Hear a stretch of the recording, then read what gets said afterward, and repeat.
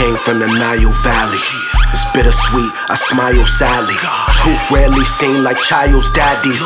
Amen Hotep, I style flashy. Regarded highly, I'm Selassie.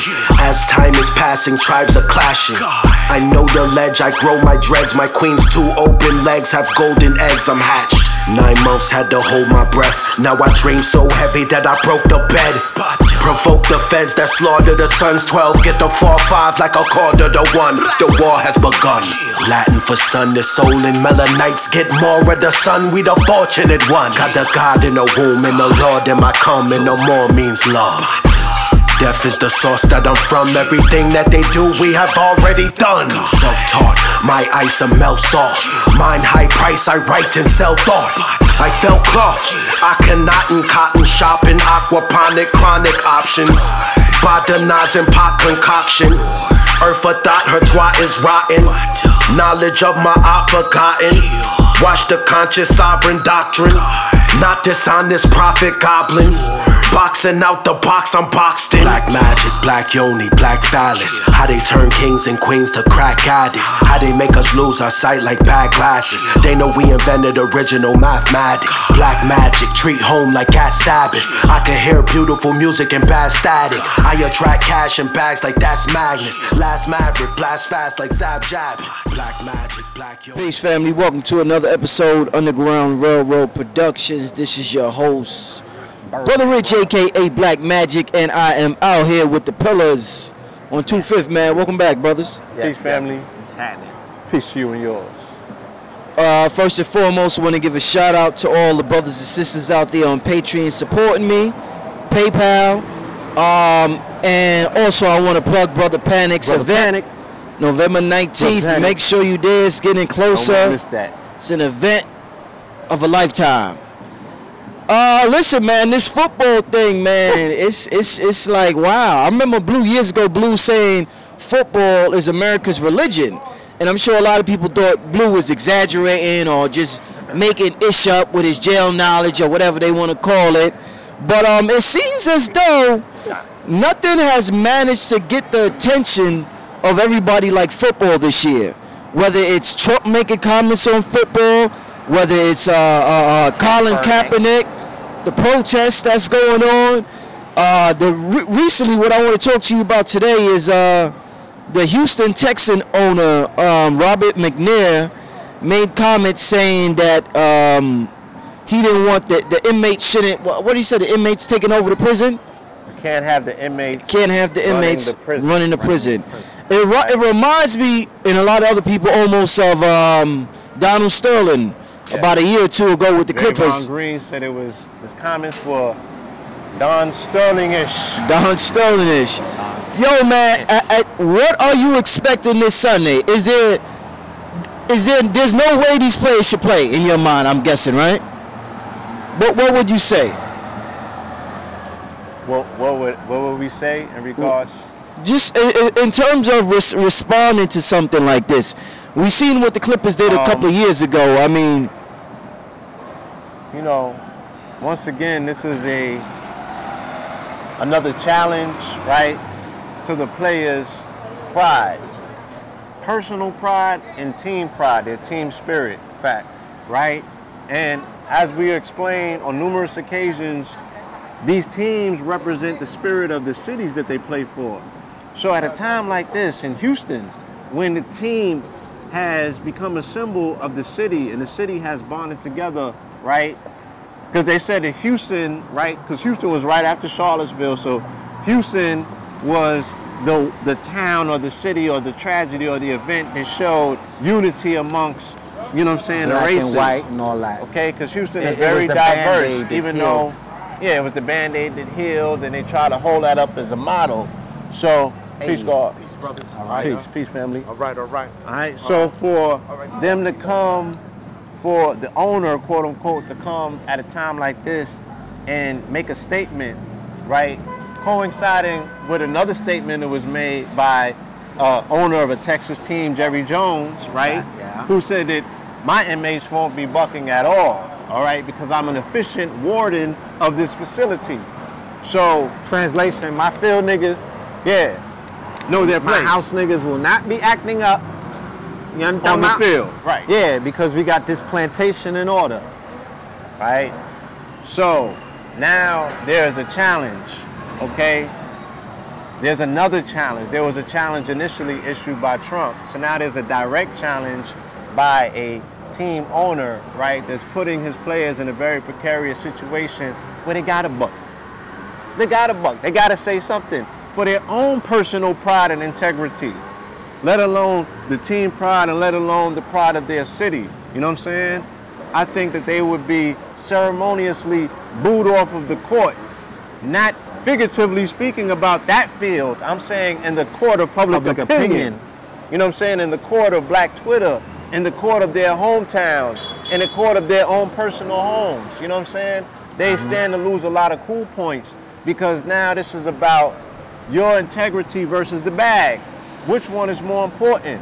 You know what I'm saying? Are you really a $40 million slave? Are you really it true? a $40 million slave? So the test has been thrust upon you, and unfortunately, these brothers have been put in a position where they have to make that stand by taking that knee or whatever they're gonna have to do, you know, to show the solidarity with their own self-pride. Like, do you have any left? You know, we do understand from reports that there were the star player, brother DeAndre, you know, he bounced, you know what I'm saying? And there was other talks about players boycotting practice. And boycotting practice, you know, a la when Don Sterling made his comments and his players had wanted to boycott the practice and, you know what I'm saying, and what have you. And the whole point initially was supposed to be you was protesting and boycotting the NFL, which means that you're not watching none of that shit. And I could care less what happens with the fallout.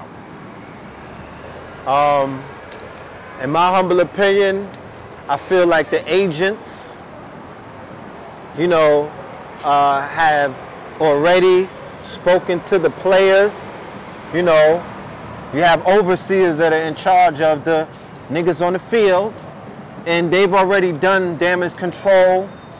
The owner has put out a soft apology. You know, he's done a politically correct, you know, gave us a Band-Aid over a gunshot wound to basically, you know what I mean? Yeah. Gloss him over. To gloss him over, to appease him.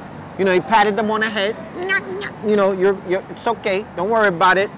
And because of the state of where we're in today, and because we don't have, you know, leadership, strong leadership, cohesiveness amongst the players' union, where there are dominant voices. You don't even have people speaking up for you on ESPN, Jamel Hill and them. You know what I'm talking about? Stephen A. Smith and things of that nature. They're not calling for this owner to be punished. They're not calling for a boycott and a shutdown. I feel like it's gonna be business as usual. And I may be wrong. But like Blue said, even if it goes down this week, by next week they're playing again. Because when they cut the brother who put his black fist up over the Cowboys, right? At the from the Cowboys. Now what happened? Somebody got cut off the team? After Jerry Jones said what he had to say about you better never buck or you're gonna get traded off for the plantation. I'm gonna sell my slave. Whatever slaves act up, you know what I mean? We're gonna get rid of them. So the brother, they had the anthem. I don't know if he did the knee or not, but I know that he threw up a, you know, the black fist. Right. All of a sudden now, Black power. Black power. And he got cut from the team.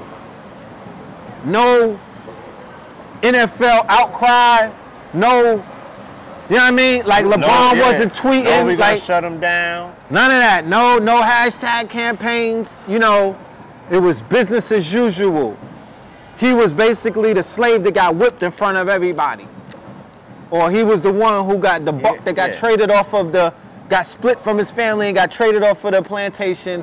And then the other slaves were to be, and that shit reverberated around all other plantations that this is what's gonna happen. So they don't want that.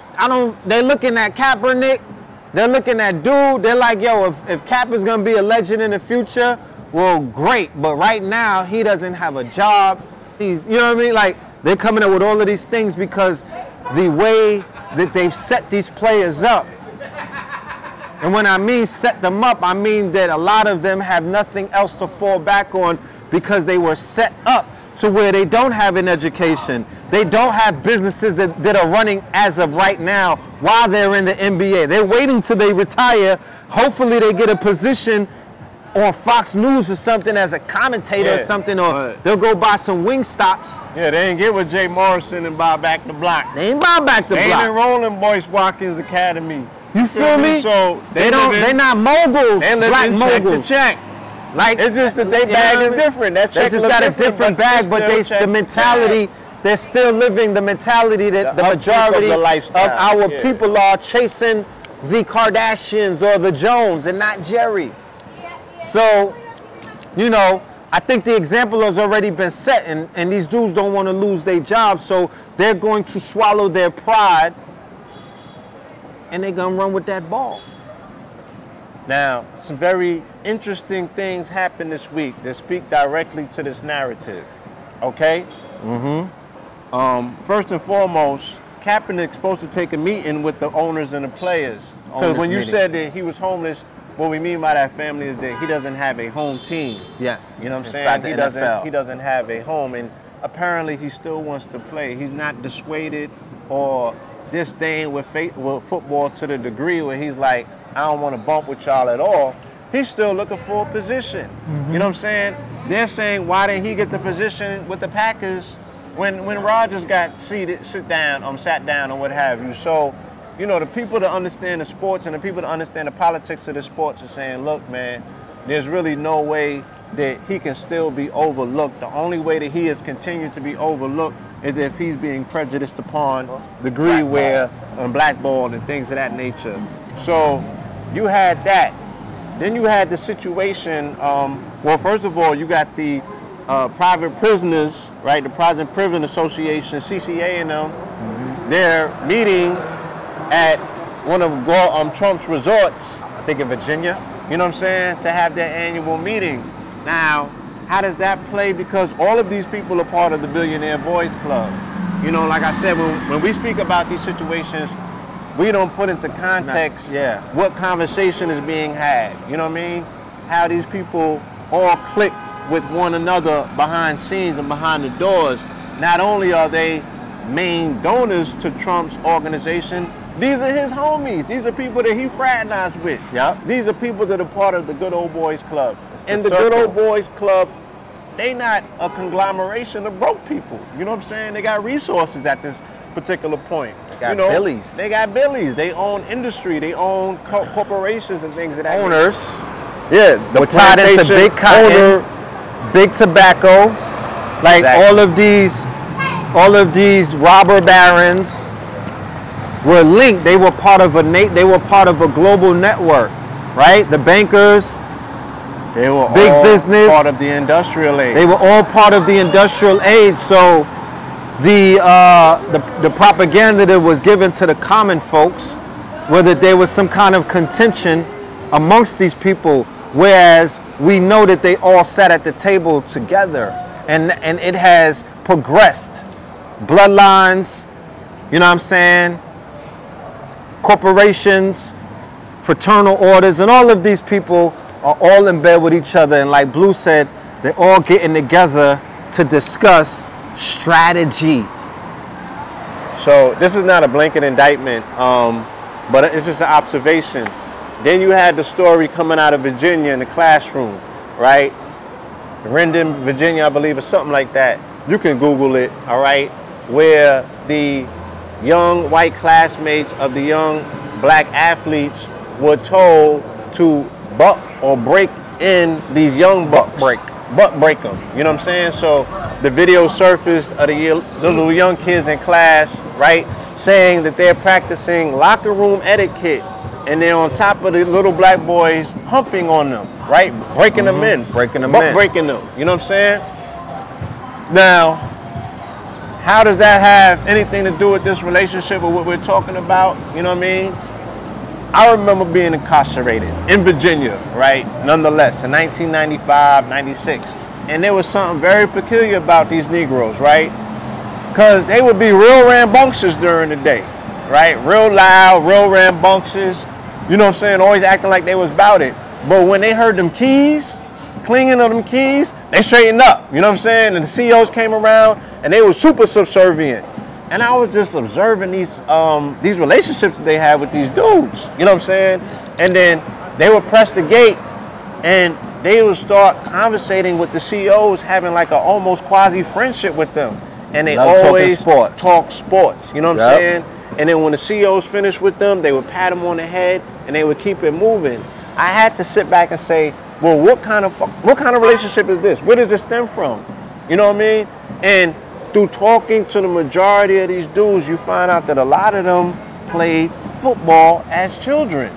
So the relationship that they have with the CEO or the warden of the facility is the same relationship that either stemmed from them being initially altar boys and having a relationship with these priests, or right on the Pee Wee League having a relationship with these coaches going up, right? The whole Sandusky relationship, where they go from the Pee Wee League till they go to high school, then they go to college, and then they go to the league. You understand? And they call the coach Pop, and they call the coach Pop, Dad. Right? He calls them boy, Pop Warner, and all of that. So these are this relationship that these coaches and these owners are becoming surrogate fathers of these young melanated men that don't have father figures. Even if they have fathers in the home, the coach is still looked upon as dad. You know what I'm saying? And that's what I see playing out here. That's why these references that they make into the asylum or to the inmates and all of that, it ain't far-fetched, because you can see these dynamics and the interrelationships between extremely, the bucks, the studs, and their owners. You know what I'm saying? Or their coaches, which would be their overseers.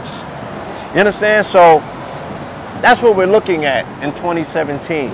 You know, we're looking at all of these connections and correlations, because their ideology is, look, if this nigga wasn't running footballs, he'd be on the block, running the block, and ultimately he's gonna end up in one of our private prisoners, in one of our private prisons, you know what I'm saying, as a stock, earning us some bread. Did I not say it in the video that we did a while ago, that the NFL football players think that they're safe, but they don't realize when those, right now, man, when those 80,000, when those however amount of people, whether it's college or professional football, these white people from rural, I was just watching a West Virginia game with my son, college football, don't judge me.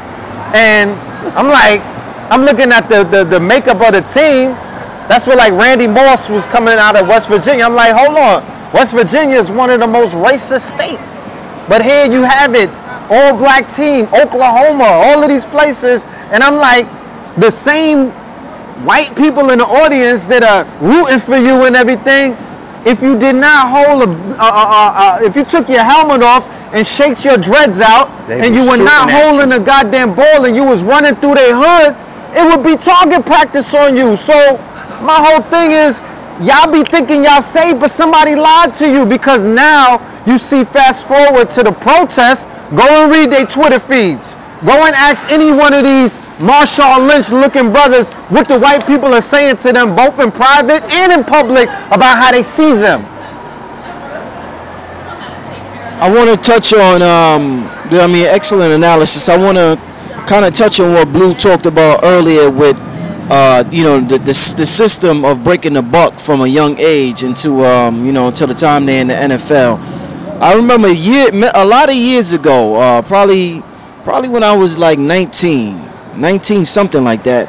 I remember one time, I must have been watching basketball. Okay. And, this is in reference to sports. And the girl I was dealing with at the time said, why do males act gay in sports? I said, what do you mean? She's like, why are they always patting each other on the butt? When you're in the street, you will get hurt for doing that. If a dude just walked up to you and said, "Red," boom, smack you in the ass. But if you're on the court and there's a basketball in your hand, score a shot, and you score a shot, it's okay. So I'm not saying those brothers are gay or coming at them or anything like that. it's just an interesting psychology and dynamic that goes down. Do you mind explaining that a bit? I think that we already explained it. You know what I'm saying? It all derives out of bucks. You know what I'm saying? Out of keeping the buck in place, and you know, an extension of what the Europeans' relationship was with the melanated man originally. You know what I'm saying? There was a master slave. We're talking about as it pertains to here, you know, on this plantation. You know what I'm saying? As we realize it, there's always been a master-slave relationship. Pimp and hoe. A boss, yeah, pimp or a hoe sort of relationship. So, you know, I don't know who started it, but the white boy, if he could use it for an excuse in football, baseball, and basketball to smack a brother on his ass every time that he does something that is considered good for the team, like, what do you call that, B? You feel me? That's the same excuse that Daddy Bush just used. You know what I'm saying? Because he's walking around, you know, he's smacking women on the ass. Remember, you know, Trump's excuse about grabbing by the pussy? Locker room talk, locker room etiquette. Right. This is how the guys get down. Remember any given Sunday? Mayweather co-signed. Any given Sunday scene where they was walking around butt ass naked, they taking showers with each other and everything. You know what I mean? So there's a level of, you know, queerness that takes place, that's going on in these locker rooms. And going back to the Sandusky case, and going back to some of the rumors that you heard about, some of the things that were going on in gauchos, you know, some of these leagues, a lot of the abuse, a lot of the, you know, a lot of the rumors of rampant homosexuality amongst the owners, the coaches, and these young fatherless black boys, impressionable. You understand? Buying them tricks, sneakers, you know, taking them out to get them sneakers and things of that nature. You know what I'm saying? Hyper masculinity. The fact that, you know, you have these high cases of rape amongst the players and the women, college women being date raped and all of this other stuff and whatnot. You know, so it's just, you know what I mean? It's something that we really have to pay attention to. You know what I mean? It's not, to me, you know, it's not healthy. Like, you don't need no white men smacking you on the ass when you do something good, because in a sense, that's part of, you know, that's a reward system. Like, you know what I mean? That's sort of programming.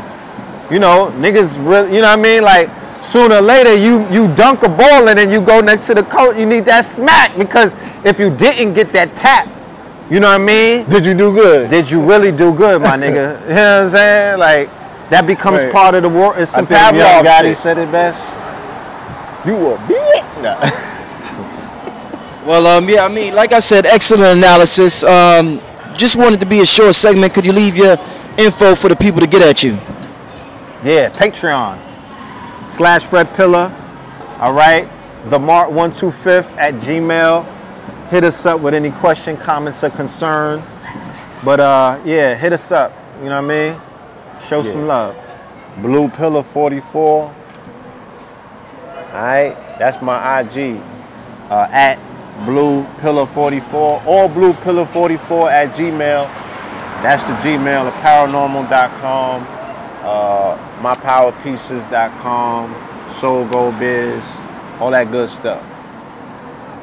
It's Brother Rich, we signing out, family. Peace.